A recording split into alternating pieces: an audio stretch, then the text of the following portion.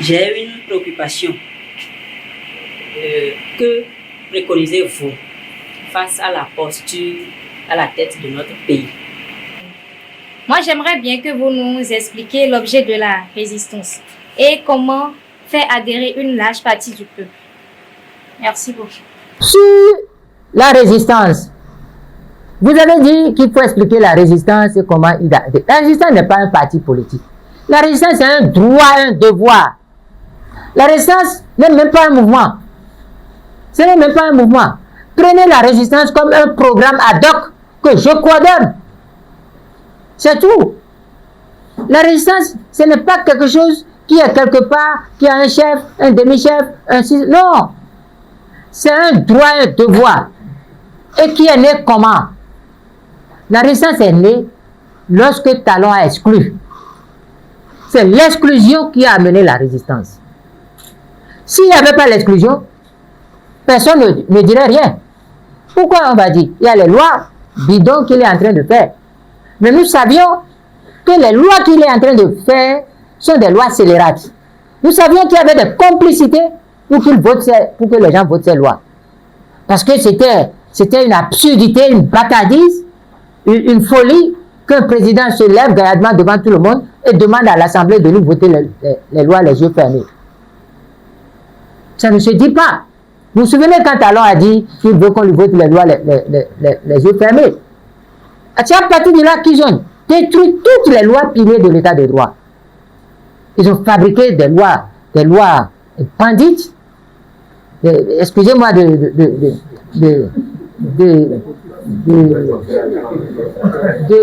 la cruauté, parce que je ne veux pas porter de gants pour dire des lois puantes. Les lois puantes, incongrues, inopérationnelles. La preuve, quand moi je disais en 2018 qu'ils ont des lois inopérantes, inopérationnelles, incongrues, les gens disaient que je racontais n'importe quoi. Mais les lois là, est-ce qu'ils sont arrivés à respecter ou à exécuter une seule de leurs propres lois? Non! Ils ne peuvent pas. Talon ne peut pas respecter. Aucun membre de la rupture ne peut respecter aucune de leurs lois portant réforme du système partisan et réforme du système électoral. Ils ne le peuvent pas. Ils ne le peuvent pas parce qu'ils ne savent pas comment faire une loi. Une loi, il faut au moins trois choses.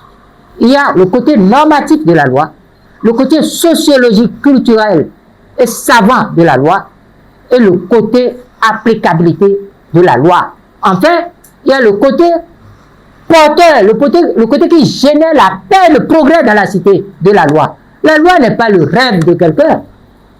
Mais les lois qu'ils ont fabriquées, ça ne répond à rien. La loi sur le système partisan, c'est zéro. Ils ne peuvent pas. Vous voyez comment ils parlent de... Ces gens-là, ces gens bizarres, il faut les ramasser quelque part et leur faire une cérémonie pour les exorciser. Et là, on va chercher les feuilles d'hysope et l'urine de vache et des coris et aussi les pipis de nouveau-nés. Les nouveau-nés qui n'ont jamais rien mangé, leur premier pipi là, on doit prendre dessus. Je suis en train de donner une recette et les nettoyer. Parce que si on ne leur faisait pas ça, si on ne faisait pas ça à ces personnes-là, mais les personnes ne comprennent rien. Prenez la loi, portant chef des partis politiques. Mais écoutez, vous ne verrez nulle part dans la loi portant chef des partis politiques un régime de fusion de partis. Ça n'existe pas. La loi portant chef des partis politiques n'a jamais disposé et organisé le régime administratif de fusion de partis. Autrement dit, aucun ministre, aucun agent de l'État, aucun commis de l'État ne peut délivrer un récépissé de fusion de partis. Ça n'existe pas. Puisque dans la loi portant chef des partis politiques, ça n'existe pas.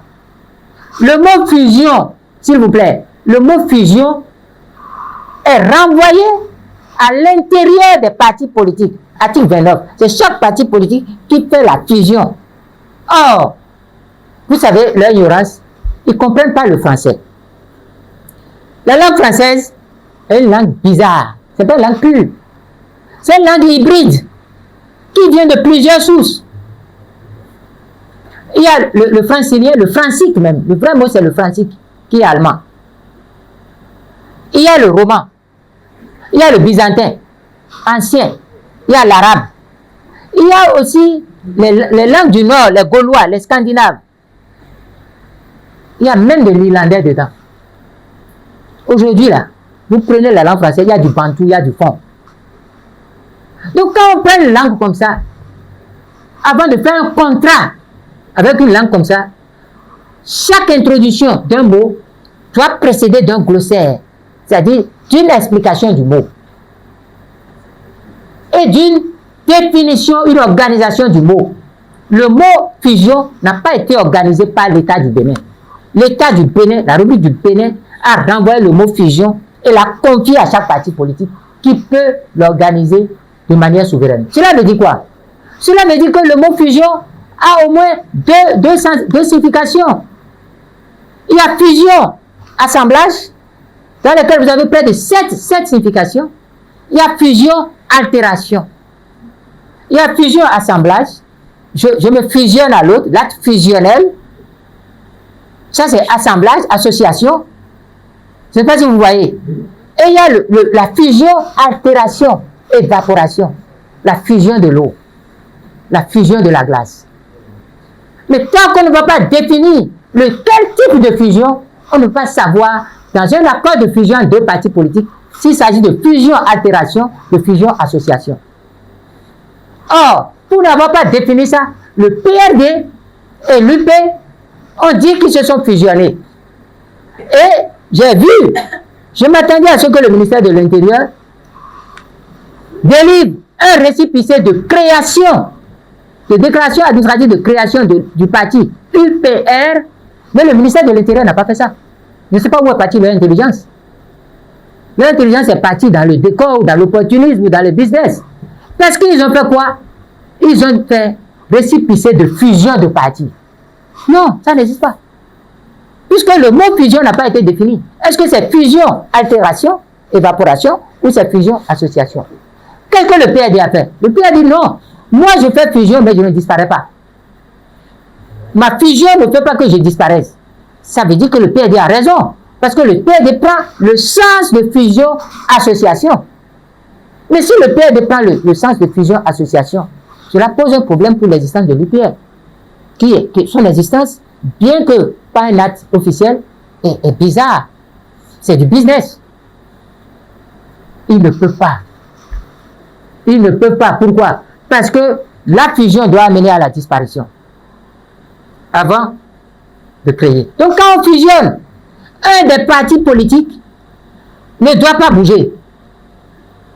Et l'autre qui a fusionné disparaît. Mais s'il disparaît, il ne peut pas faire une adhésion collective, c'est-à-dire une adhésion du parti fusionné ne peut pas adhérer dedans. Le parti qui est détruit, fusionné, détruit, altération, n'existe plus. C'est les militants qui rentrent individuellement.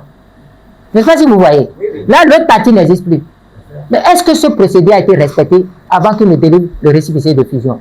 C'est ça la question. Et ça a été vu avec Claudine Prudencio et BR. Ce qui fait que c'est rentré, c'est ressorti. Vous voyez ce qui s'est passé dernièrement. En moins de 10 jours, un parti RN a fusionné avec UPR.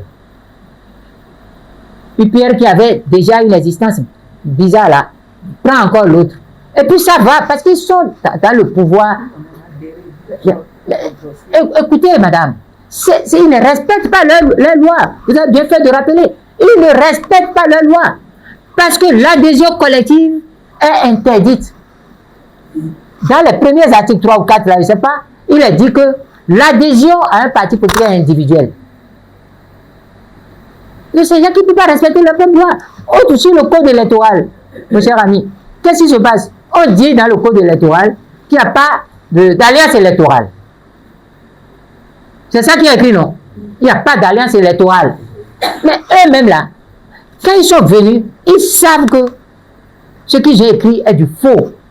Parce que la politique est un jeu d'alliance et de désalliance, de mésalliance, ce que j'appelle les mésalliances. C'est un jeu de combination. Quand on était petit, on parle de combination. C'est un jeu de jeu. Pour prendre des exemples terre à terre qu'on disait quand on était jeune. C'est ça la politique. La politique, c'est les alliances, c'est les choses. Parce que pourquoi? En politique, il n'y a pas d'inimité permanente, il n'y a pas d'amitié permanente. Il n'y a que les rapports de force au nom de l'intérêt général. Je ne dis pas que au nom de petites choses, au nom du ventre, du bas-ventre et de la poche, on change, non. Mais les jeux d'intérêt pour la nation peuvent amener à ce que, pour l'intérêt général, il y ait des alliances et des mésalliances sur des principes. Mais que s'est-il passé? Alors que la loi interdit les alliances électorales, ils se sont retrouvés pour dire non, on ne parle pas d'alliance électorale, mais on parle d'accord de coalition parlementaire, accord de législature. Et que, regardez comment ils sont mauvais, ils sont faux devant faux de chez fausseté. Et ils disent que ça là, on doit mettre ça dans les dossiers pour aller aux élections. Mais si ce n'est pas une alliance électorale, pourquoi vous devez avoir ça avant d'aller aux élections? Et grave, ils disent que si on fait ça, ça va compter pour la répartition des voix et des suffrages. Mais écoutez, c'est des faussaires. C'est des faussaires. Et le président Talon va détruire complètement le sens de la scienture. Écoutez, c'est tellement grave pour la génération. Je ne sais pas, ceux qui l'ont rassemblé pour dire qu'ils n'ont qu'à venir prendre des coups chez lui là, je ne sais pas de quel coup ils vont apprendre. Parce que si les enfants voient 1, 2 ou 3 ces coups, ils seront des dangers pour la République, la morale. Ils seront des dangers pour la morale, les mœurs et tout. Parce que le président qui ouvre sa bouche et qui dit, parlant d'un autre président, ancien président, vous allez signer, l'accord on peut signer. On peut signer et ne pas respecter. Écoutez, personne n'a été choqué dans le pays qu'on peut signer quelque chose et ne pas respecter. Personne n'a été choqué. Mais c'est grave. Ce qui montre quoi? Ce qui montre que eux-mêmes ne savent même pas les lois qu'ils votent, ne savent pas ce que ça veut dire. Et je trouve des gens qui se disent professeurs, et pas n'importe quel maître de conférence, qui disent oui, on a fait ça pour la stabilité du pays. Et oui, pour plus de stabilité du pays, on a fait ça. Heureusement ils ont purgé certains de leur liste. Mais ceux qui faisaient ça pour susciter la pitié, pour qu'on les rachète sur des listes, afin que cette fois-ci, ils aient gagné 5 à 6 millions pendant 7 ans. C'est ça. Un président qui dit que on peut signer sans respecter. Et qu'est-ce qu'il demande de signer? Accord de gouvernement. De l'opposition avec la mouvance. Vous savez, le piège qui est là, il veut se donner la légitimité de la bêtise. C'est-à-dire, il veut dire, il n'y aura plus personne qui va dire, je n'ai pas participé à la bêtise. Et là, il veut dire qu'il y a eu un consensus national sur la bêtise. C'est ça. Donc, je vous explique ces choses pour que vous voyez que nous sommes dans de non-droit. Nous sommes à un moment où il n'y a pas de repère. La vérité vaut le mensonge vaut la vérité. Le vice vaut la vertu vaut le vice. Quand c'est comme ça, la société est en décadence. Et si la société est en décadence, les enfants doivent se réunir et réfléchir. Parce que ce qui se passe aujourd'hui aura des impacts sur le futur. Le problème de la résistance, certains ne comprennent pas. Je vais éviter de vous citer des auteurs. La résistance existe maintenant il y a longtemps. Et la résistance n'est pas une course de vitesse. Vous ne pouvez pas vous lever le matin pour dire vous faites une résistance le soir, ça va marcher. C'est faux. Pourquoi? Parce que pour détruire les lois consensuelles, pour détruire l'état de droit, pour faire tout ce désordre, ça a pris du temps. Ça, la corruption, la séduction, la terreur, les garde-fous sont tombés. Ça a pris du temps. Donc, pour recréer tout ça là, ça fait aussi du temps. Et si vous ne comptez pas avec le temps, vous n'irez nulle part. Je l'ai expliqué à plusieurs reprises. Vous n'irez nulle part. Parce que celui contre qui, c'est-à-dire le pouvoir dictatorial qui est là, a tous les moyens. Il a les moyens de communication. Il ment. il affabule. Il a les moyens de pression, il vous fait peur. Prenez la RAC. Regardez à quel moment précis la RAC commence par prendre cette décision. C'est une coordination. C'est une coordination. Vous voyez? Regardez le traitement aux journalistes. Regardez même le traitement. Moi, je fais des communications sur Internet. Parfois, je fais des communications un peu osées. Les gens ne viennent pas commenter. Certains viennent et disent, ah, moi, je ne veux pas aller à la criette. Je ne sais pas si vous voyez. C'est la peur. Pendant ce temps, comment vous voulez que la popularisation soit faite? La vraie résistance, lorsque le peuple est instruit, bien au courant des faits, c'est ça qui va vite. Et c'est en 2 et 4 ans. Mais lorsque le peuple est inculte et ne comprend rien, ce n'est pas 2 et 4 ans. Hein. Je vais vous donner un exemple. Hein.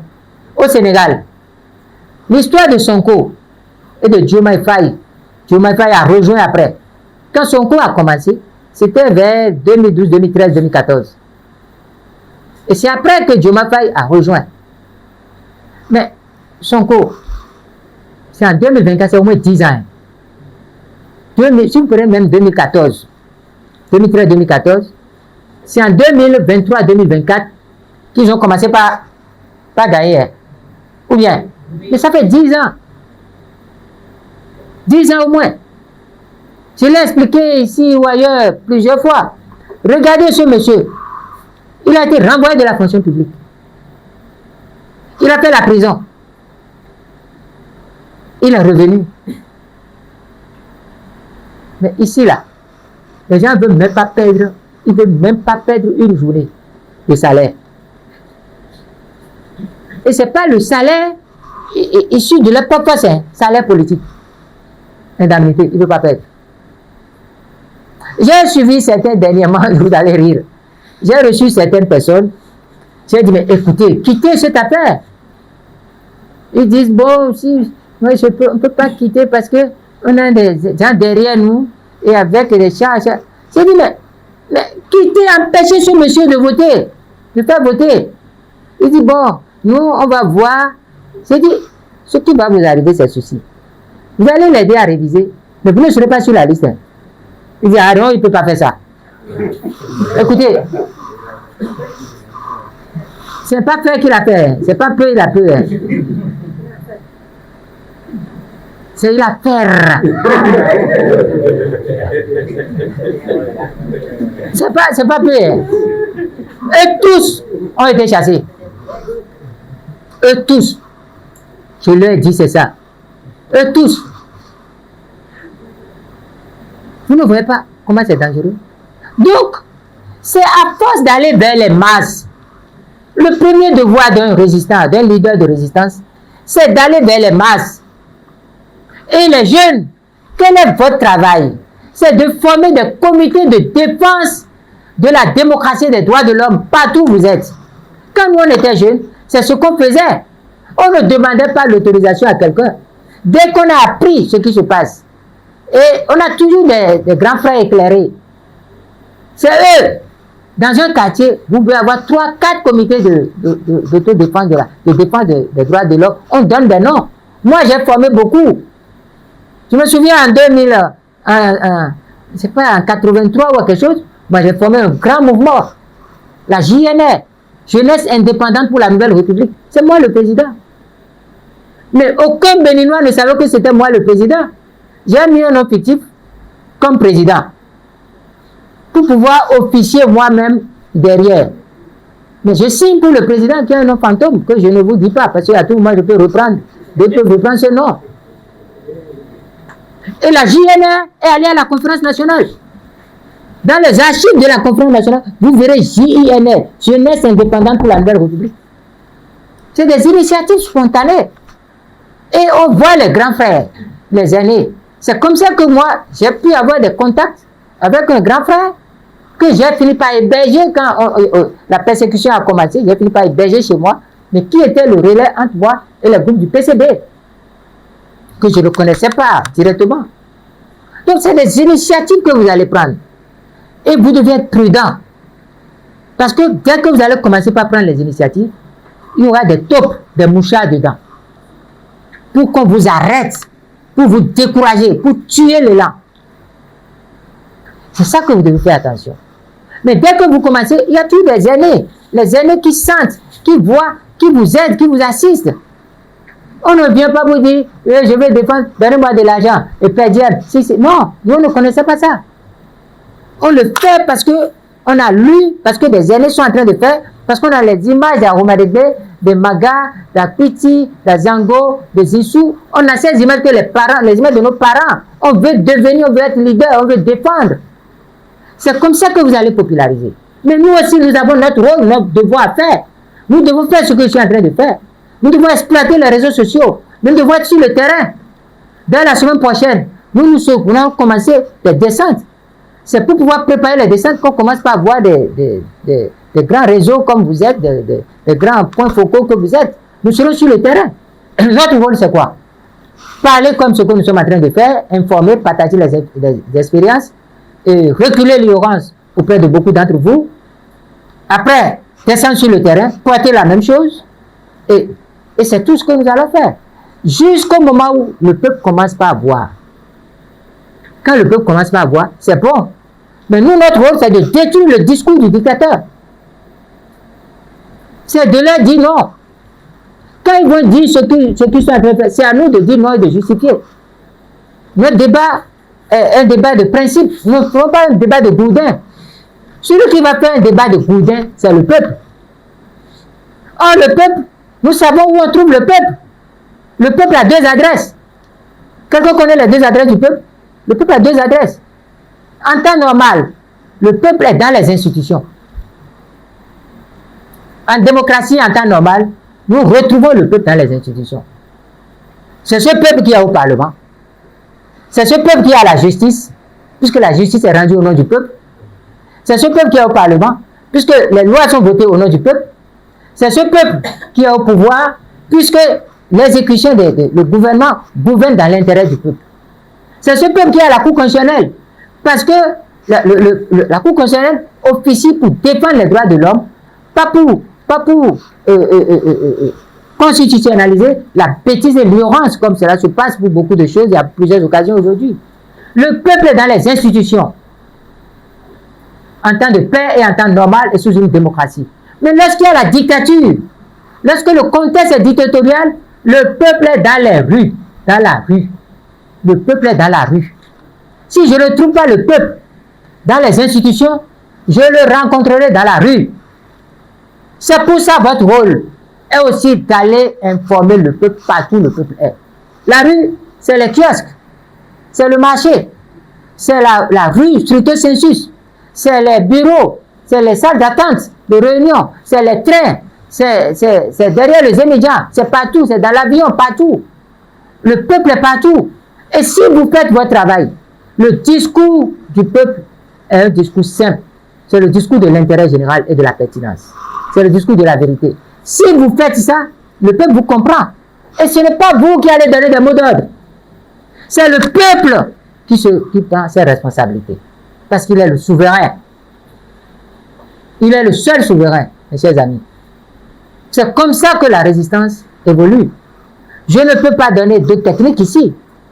Quand nous serons dans des séminaires d'aguerrissement, je vais vous apprendre plusieurs techniques. Des techniques qui vont faire que, même sans argent, même esselé, seul, dans une action, vous allez faire entendre la voix du peuple et faire triompher le peuple. La résistance, la première condition, c'est la décision, c'est la conviction. Parce que si vous ne résistez pas, vous allez disparaître.